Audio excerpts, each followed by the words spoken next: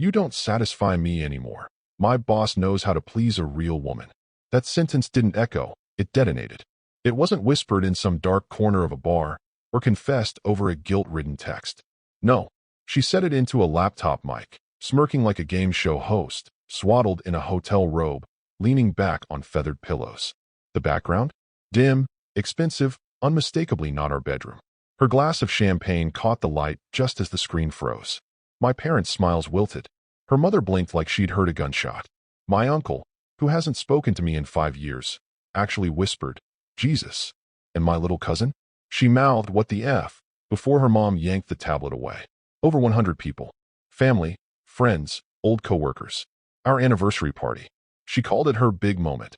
Asked me to help with tech setup all week. Then she used it to announce her orgasm resume. A faint voice in the background mumbled, "You're unbelievable." Presumably the boss who apparently pleases real women. I wonder if real women file FMLA under his sheets or just under his desk. I stared at the screen for another 3 seconds. Not for her. Not for him.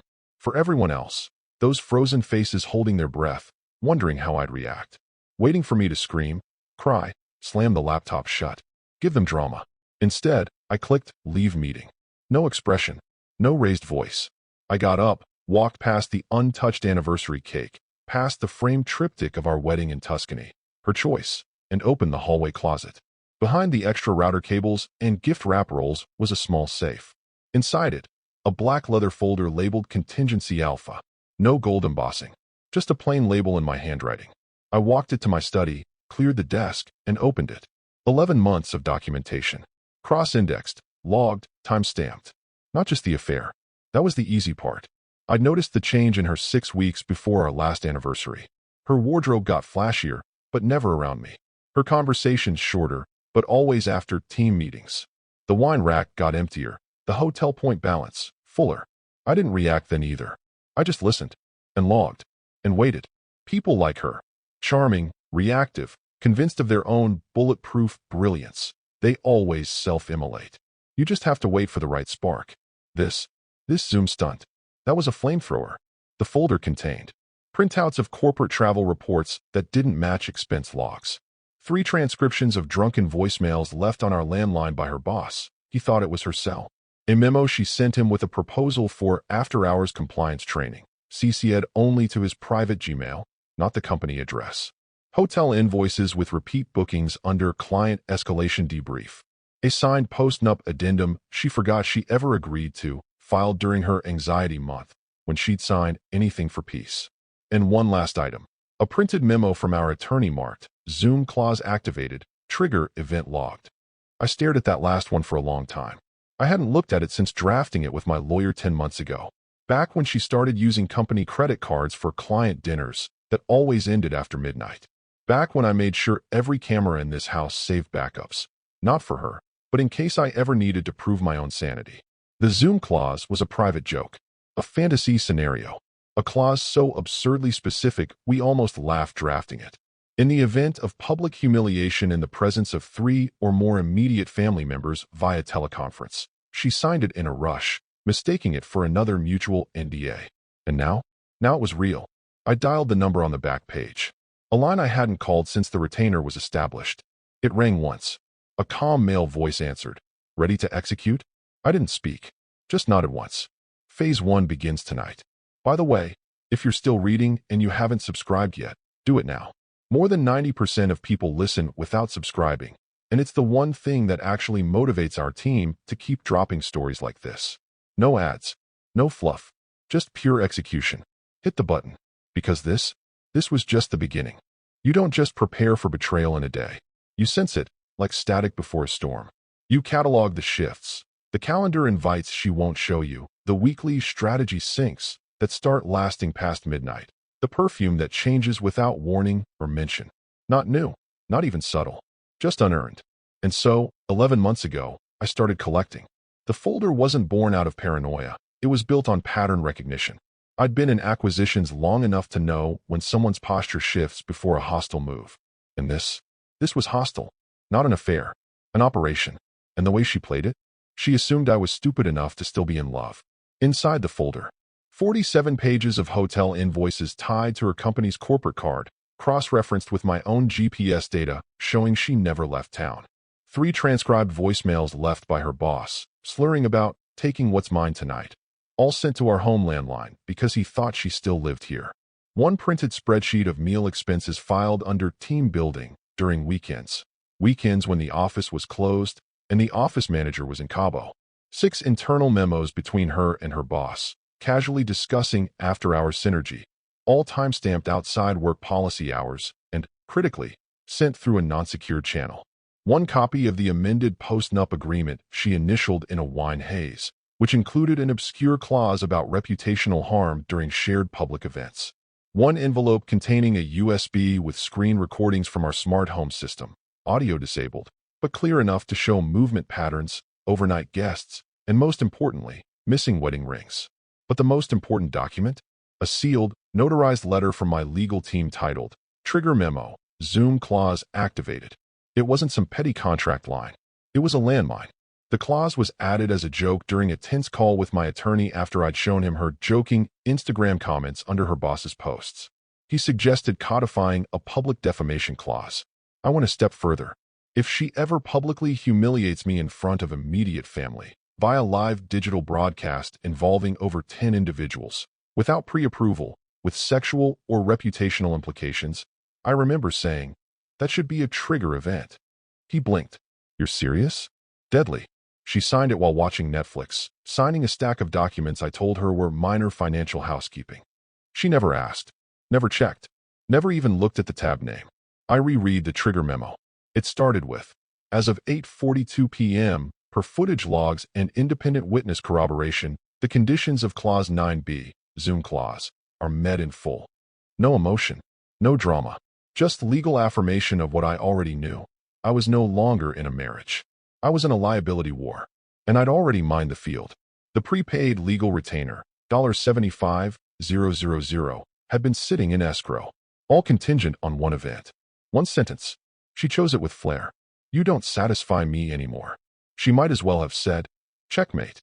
I pressed dial on a clean phone. 1 number. No name. Ready to execute? The voice said. I nodded, forgetting he couldn't see me. Phase 1 begins tonight. No more second chances. No room for doubt. She fired first, loudly, stupidly, publicly. Now it was time for silence. And strategy. The morning after her little one-woman burlesque act on Zoom, she was still asleep.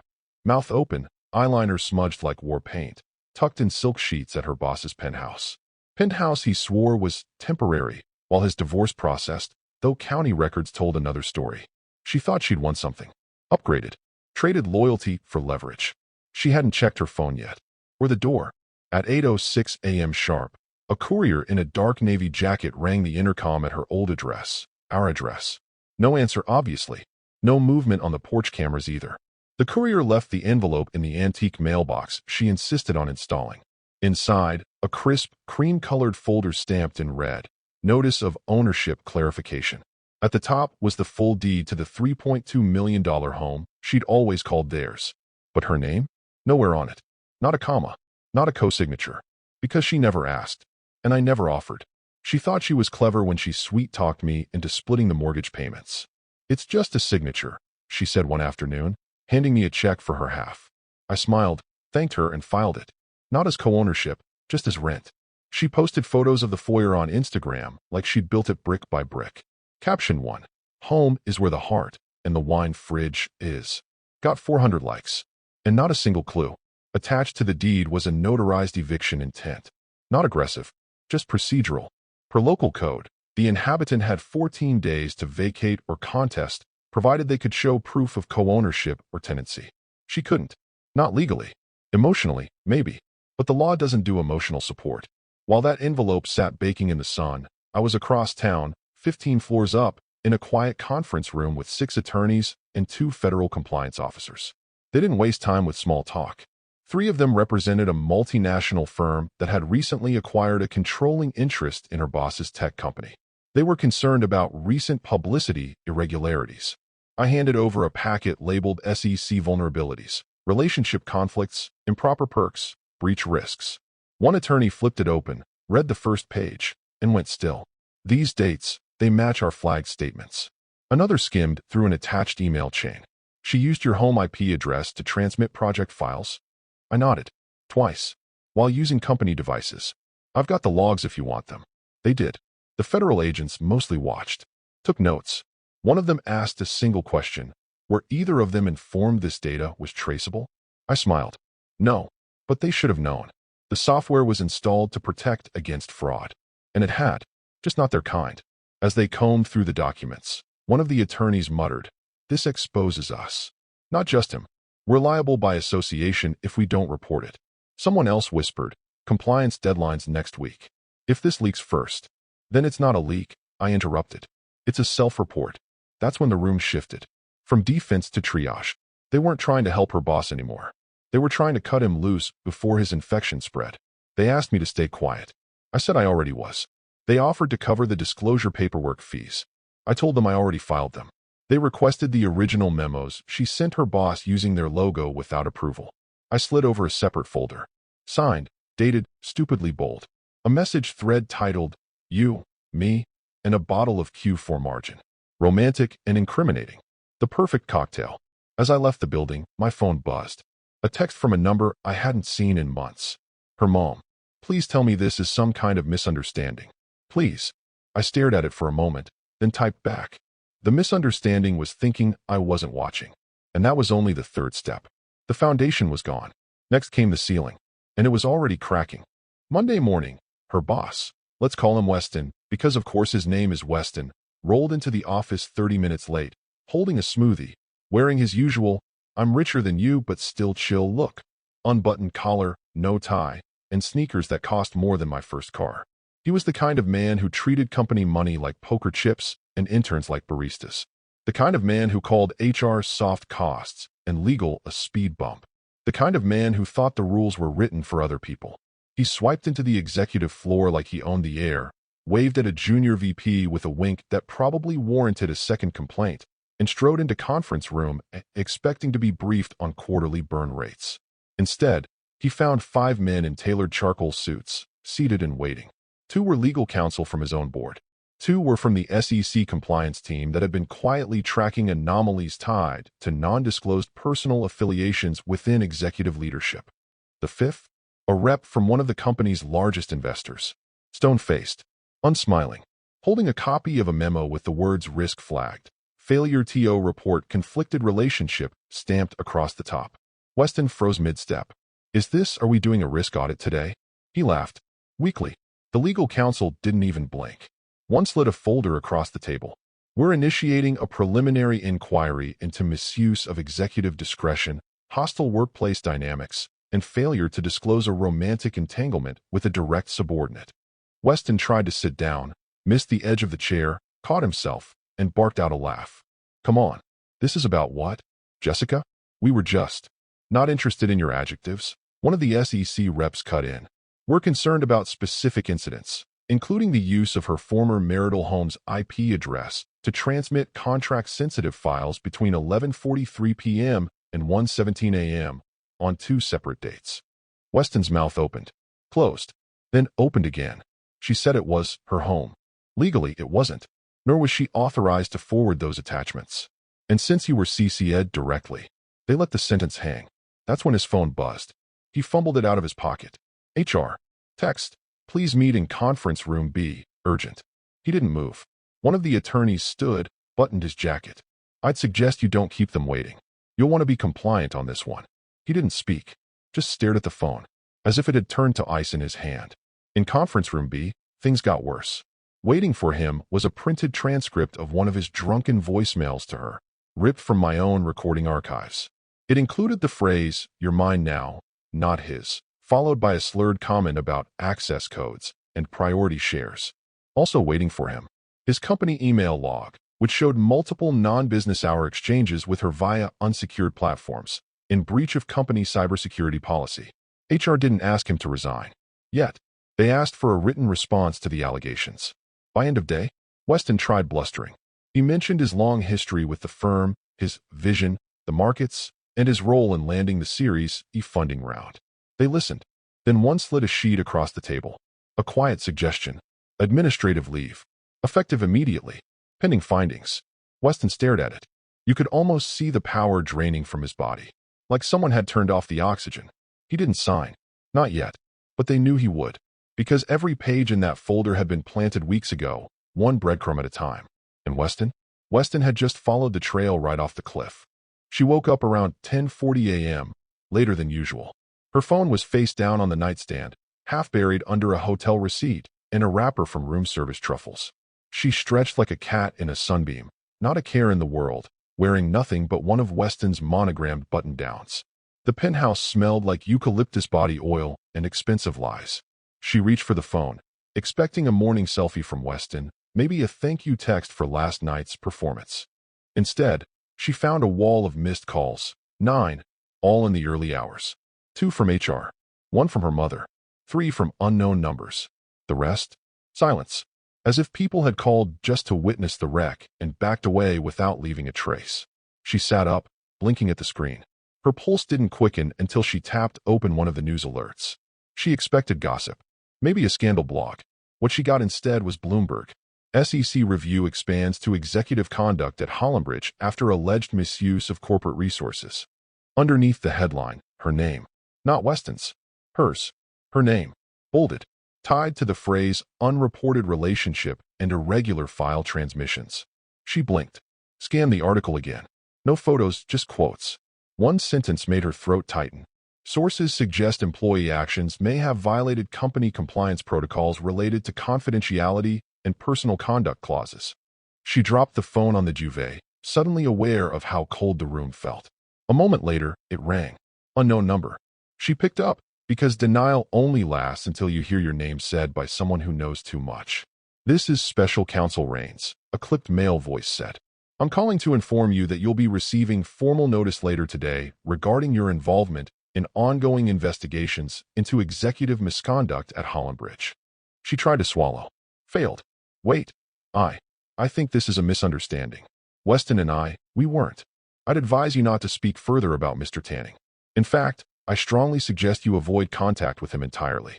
From this moment forward, anything you say could be interpreted as coordination. What the hell? We didn't do anything illegal. Whether or not something qualifies as illegal isn't the only concern here, he replied. You violated internal policy. You accessed confidential material offsite and from a device linked to your former marital residence. Her voice cracked. That was my house too. No, it wasn't. Legally, it never was. She was about to scream something, anything, when the call ended. Her phone vibrated again. This time, an email.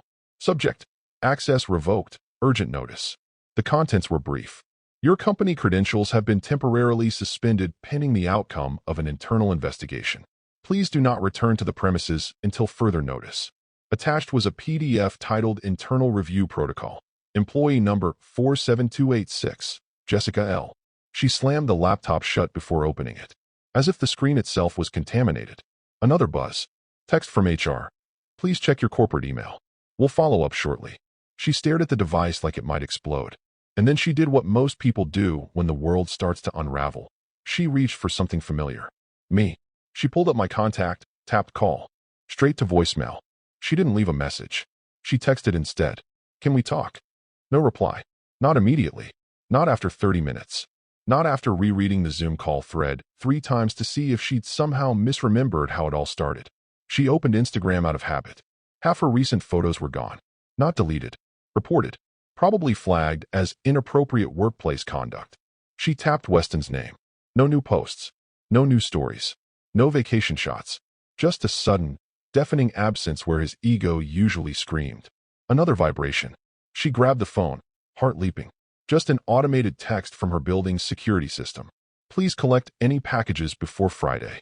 Your access badge will expire at end of week per employer request.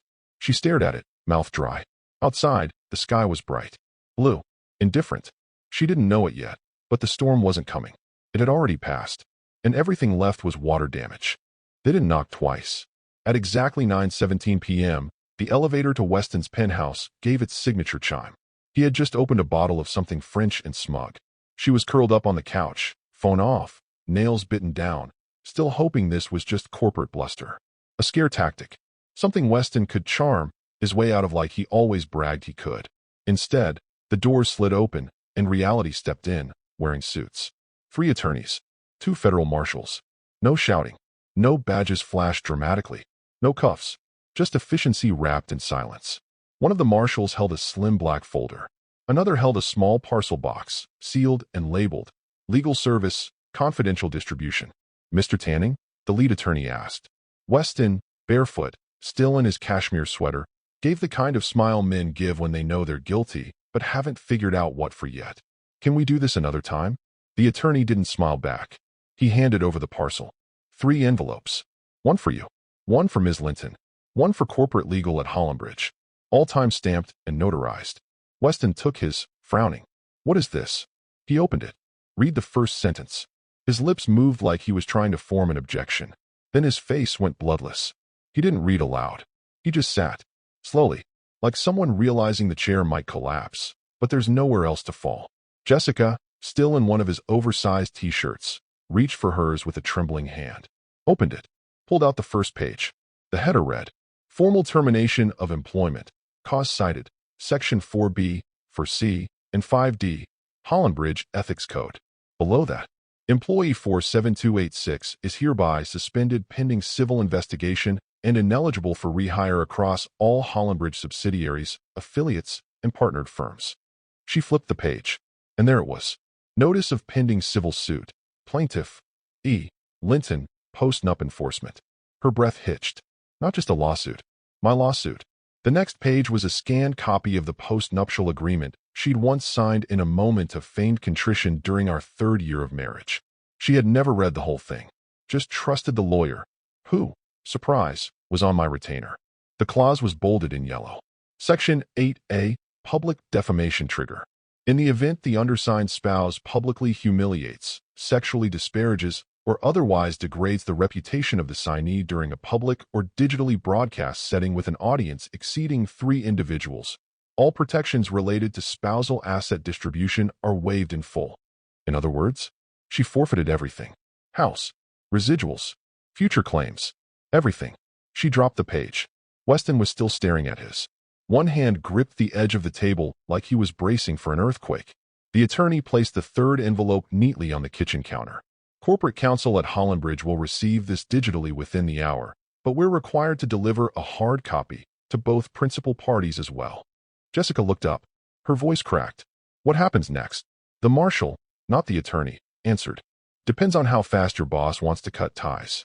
Weston opened his mouth like he wanted to object, then saw the look on the attorney's face. Realized he wasn't the boss anymore. "You'll want to retain independent counsel," the attorney added, already turning toward the door. Jessica followed them with her eyes, but her legs didn't move. When the door slid shut behind them, she exhaled, loud, then whispered like she was trying to summon a version of herself that hadn't vanished. "I didn't think you'd go this far." Weston didn't answer. He was reading the last page of his own packet, and somewhere in the middle of it, he must have found the line about third-party liability exposure, because that's when he stood up and walked straight into the bathroom, shutting the door behind him without a word. She stared down at her envelope. 3 sheets of paper. 3 sheets that severed her income, her reputation, and her lifeline in less time than it took to post an anniversary selfie. No courtroom. No fights. Just legal oxygen, vacuum sealed and removed. The walls weren't closing in. They'd already closed. Now they were just getting smaller. Her mother called me at 7:02 the next morning. I knew it was coming. She was always the one who tried to keep things civil, even when her daughter was setting metaphorical bonfires in every room. She didn't even say hello, just started speaking like she was apologizing to a stranger she hoped would still answer. "I'm so sorry for what she said," she murmured, voice cracking. "We had no idea.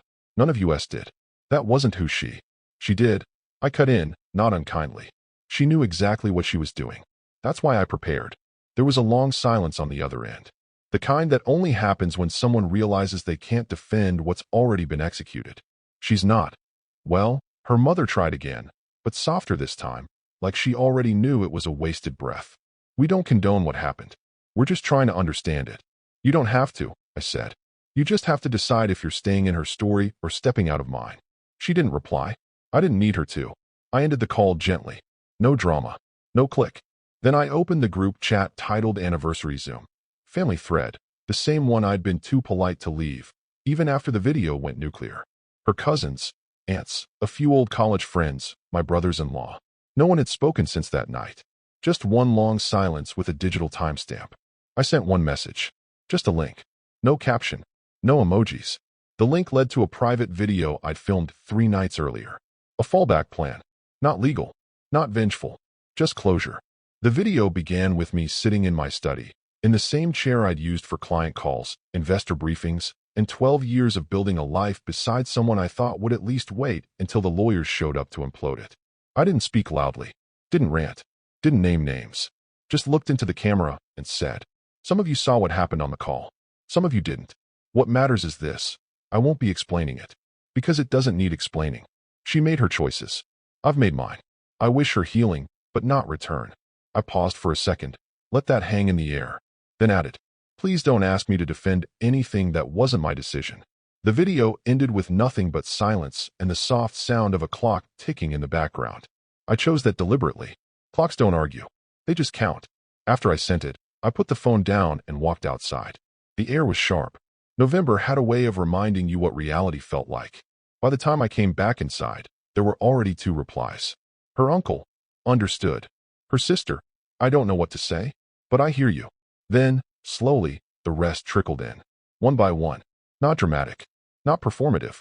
Just realignment. Some sent just the thumbs up emoji. Others wrote nothing at all, quietly removing themselves from the group thread entirely.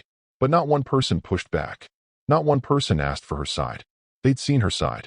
In full Dolby surround sound. A day later, her brother messaged me privately. Just 4 words. She burned the bridge. I didn't reply.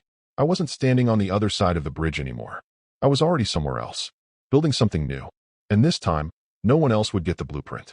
She showed up just after sunset, wrapped in a long beige coat like the fabric might shield her from the weight of her own decisions. A suitcase in one hand, sunglasses still on. Even though the sun had dipped an hour ago, that was always her thing. Perform the scene you wish you were living, not the one you earned. She hadn't been back to the house since before the call. Since the robe. Since the toast that became a grenade. She probably imagined some sort of cinematic reconciliation. Me answering the door with a long sigh, maybe a glass of wine in hand, her crying on the porch, whispering apologies framed by porch lights. What she got instead was the hard clink of a deadbolt that didn't recognize her anymore. The locks had been changed within 48 hours of her departure. Legally airtight. The title was mine. No joint ownership. No tenancy. No illusions. She knocked once. Waited. Knocked again. Louder. Nothing. Eventually, she tried the keypad she'd used hundreds of times. Got the red light. Tried again. Red. Again. Red.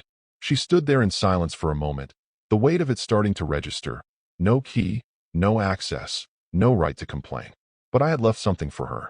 Not out of cruelty. Out of completion. The side door, the one we used to call her shortcut from the car, had been left ajar. Not unlocked, just unlatched. A signal. A farewell. She stepped inside. The hallway was darker than she remembered. Colder. The paintings were still there. Hers, mostly. But the frames were boxed, leaned neatly against the wall. The air smelled like cedar and finality. She walked into the kitchen. That marble island she once bragged about to all her followers. Imported Italian stone. Looks like ocean waves. Was bare. Except for one manila envelope, dead center. On top, a post-it note. 5 words. You chose your audience. I chose mine. Her hand shook as she peeled the note off. Opened the envelope. Inside, a flash drive. And beneath it, a still image from the Zoom call. Frozen at the exact moment she laughed into the camera and declared her boss a real man. Faces in tiny squares ringed around her. Stunned, confused, devastated. Her father's jaw slack. My niece's mouth open in horror. Her own mother covering her face with both hands. She let out a noise halfway between a breath and a sob. Dropped the envelope onto the floor. That's when she noticed it. Her belongings. Everything that had once marked the house as hers, now boxed. Taped. Labeled. Stacked neatly by the window like donations waiting for pickup. Shoes she wore once and posted a dozen times. The French press she never used. The copy of Untamed she told people changed her life. All of it boxed. Neutralized. She sank to the floor, back pressed against the fridge, still clutching the post-it like it could explain something. Her phone buzzed in her coat. She fumbled it out, praying for Weston's name. It wasn't him. It was a news alert. She tapped it open with a numb thumb.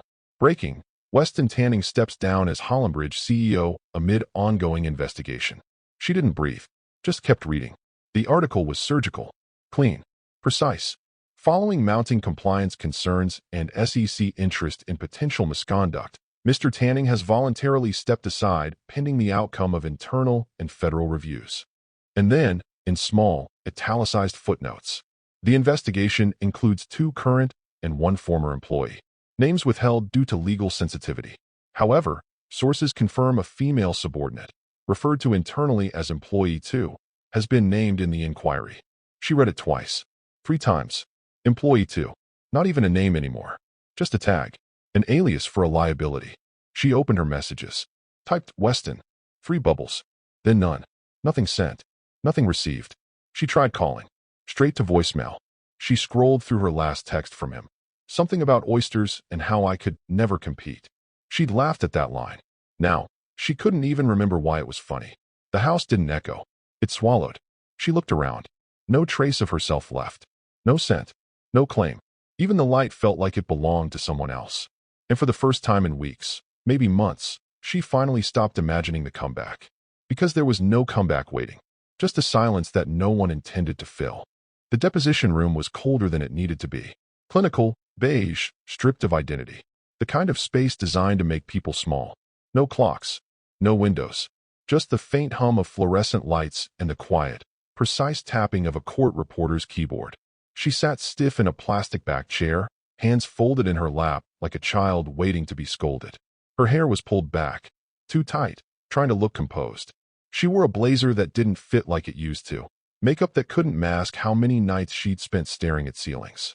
Across from her sat 3 attorneys, 1 internal from Hollenbridge, 1 external from the SEC compliance oversight team, and 1 silent observer, representing their firm's largest institutional investor. They didn't introduce themselves beyond titles. No, how are you? No handshakes. The lead attorney leaned forward. His tone was dry, clinical. Ms. Linton, this deposition is being recorded. Please answer clearly and truthfully. Do you understand? She nodded, already sweating. State your name, please. Jessica Lynn Linton. Former position at Hollenbridge. Business Development Manager. Her voice cracked. And your supervisor at the time of your separation? A pause. Weston Tanning. Describe the nature of your relationship with Mr. Tanning. She hesitated.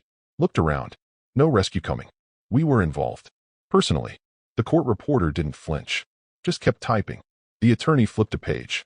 On October 3rd, during a digital video call attended by more than 100 individuals, several of whom were your family members, did you state, quote, "You don't satisfy me anymore. My boss knows how to please a real woman." She flinched. She exhaled. Yes, I said that. Did you knowingly imply that you were engaged in a sexual relationship with your direct supervisor during an open, recorded company-related call?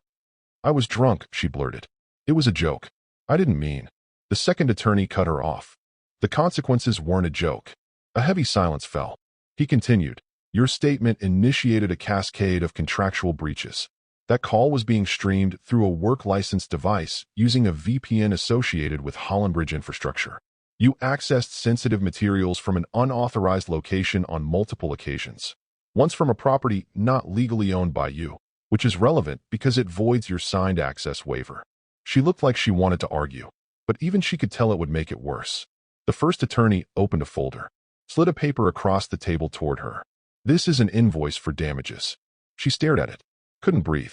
Your actions voided multiple non-disclosure protections, triggered an automatic third-party audit, and resulted in substantial exposure of Hollenbridge's private client strategy deck, he said. The value of the leaked data, combined with projected contract loss and investor withdrawals, comes to $7.4 million. She blinked. You're suing me for $7 million? The third attorney, the silent one, finally spoke. No, that's just your share of the initial breach. The firm's suing Weston separately. But I didn't mean, I never shared. You didn't have to. The second attorney said flatly. You made it discoverable. You made him discoverable. She looked down at the page. 7.4 million. Itemized. Categorized. Surgical. It wasn't a punishment. It was math. We're not here to destroy your life, Ms. Linton, the lead attorney added, almost kindly. But you have to understand what you did. It wasn't about love. It wasn't about infidelity. It was about liability. You made a spectacle of a regulatory violation, and now you're part of a chain of damages. Her mouth opened, then shut. There was nothing left to say. She signed the acknowledgement form with a shaking hand. The pen felt heavier than it should have. The court reporter marked the time. The attorney stood. No one told her, "Thank you." No one said, "Take care." As she gathered her coat, she caught her reflection in the glass door. Not a victim, not a villain, just a woman who confused spectacle for power. And now she couldn't even afford the coat. 3 months later, my home was finally quiet in a way that didn't feel like waiting. The dinner was small. 8 people, including my oldest friend from college, a colleague who'd walked with me through 2 business collapses and 1 merger, and the couple who lent me their beach cabin the week after the Zoom call detonated everything. No lavish setup, no catered menu, just grilled sea bass, a sharp white, and laughter that didn't need to prove anything. I didn't toast revenge. I didn't even mention her name. When someone finally asked, gently, cautiously, "Do you ever think about her?" I smiled. No bitterness, just a strange, surprising calm. "She reminded me who I used to be," I said. "I just chose not to stay him." They nodded. Nothing else needed to be said. Later that night, after everyone had gone, I stood at the kitchen sink washing the last of the wine glasses. I liked the stillness. No performative sighs from another room. No scent of perfume chosen for someone else's benefit. Just the clink of glass and the rhythm of a faucet I'd installed myself. Across the city, in a studio apartment that overlooked a construction site instead of the park, she was scrolling through job listings. Again, her inbox had dried up. HR emails had gone silent. Even Weston's silence had outlasted her desperation. The industry had closed its doors without ceremony. She sent out 12 applications the previous week. Not a single reply. People don't forget a face once it's attached to a scandal. Even the boutiques and startups she once mocked as beneath her weren't calling back. She spent her days refreshing career portals and her nights toggling between dating apps and late-night wine purchases, searching for someone, anyone, who hadn't seen the clip. Or worse, had, and wanted a front-row seat to her ruin. The envelope had arrived 2 weeks ago. She hadn't opened it. She thought if she left it untouched, it wouldn't count. Like the last page of a book you don't want to finish. But she knew who it was from. My handwriting. Still precise. Still calm. Tonight, she finally gave in. She slid her nail under the edge and opened it like she expected it to detonate. No legal documents. No invoices. Just a single sheet of paper. 5 words, centered, typed. "This was always your script." That was it. No threat. No insult. No emotion. Just a line she couldn't argue with. She folded it back into the envelope and set it on the table. Sat there, eyes blank, surrounded by the life she'd rewritten too many times. The room didn't echo. There was nothing left for it to bounce off of. No applause. No comeback arc. No finale. Just the quiet. Final. Absolute. The kind of quiet you only get after you've deleted yourself from your own story.